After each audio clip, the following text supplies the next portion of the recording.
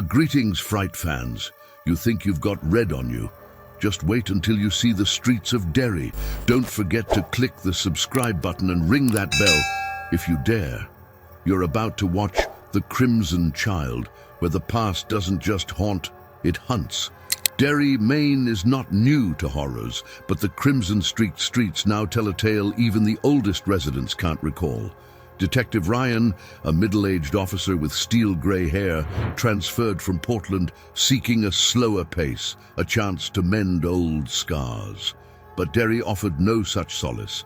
The town buzzed with anxiety over the series of teen murders. Parents hugged their teens a bit tighter. Schoolyards grew silent, and in every murdered teen's home, the haunting signature was the same: a crimson handprint. For Ryan, the cases were more than just assignments. Each crimson mark brought back fragmented memories of a boy in a blood-red cloak.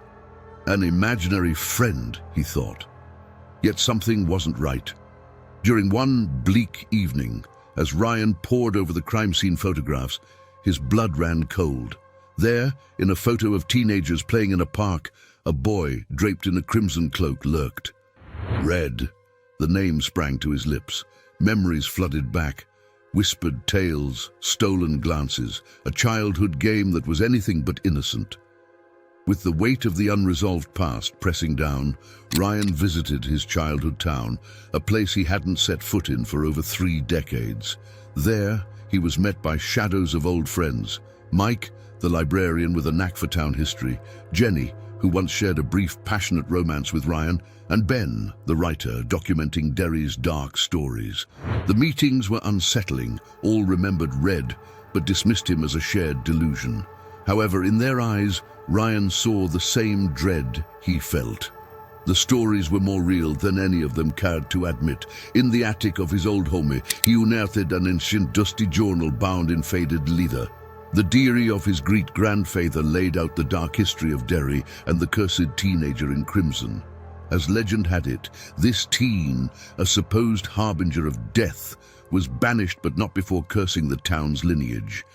The more Ryan delved into the past, the more he became a beacon for Red and the spirits of those wronged.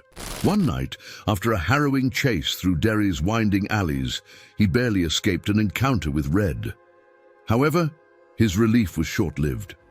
Coming home, he found a note written in a childish scrawl. "You can't escape your past." His younger sister, the only family he had left, was gone. Fighting against time, and with the sinister shadows of the past looming, Ryan hatched a plan. With the knowledge from the journal and assistance from Ben, they devised a machine to trap Red. It was to amplify the spectral energy, turning it back upon itself. The confrontation was in the heart of Derry, where it all began. As Red summoned spirits, Ryan activated the machine. The square was filled with a blinding light, and the vengeful wails echoed. When the light faded, all that was left was the eerie silence. Red and the spirits were consumed by their power, ending the town's curse. The next morning, Derry felt different. The oppressive weight was gone, replaced by a tentative hope. But for Ryan, the scars ran deep. He resigned, leaving a letter for the department, vowing to hunt and quell such supernatural threats. The horrifying epiphany came later. The victims weren't chosen randomly. They were descendants of the same ancestors who had banished Red. It wasn't just a curse, it was poetic justice from beyond the grave. Who knew the past could have such a killer grip? Guess in Derry, even the ghosts have skeletons in their closets. Leave us a bone-chilling comment below if you've ever been caught red-handed. Fright fans, click next for more chills and hit subscribe to join our ghastly gang.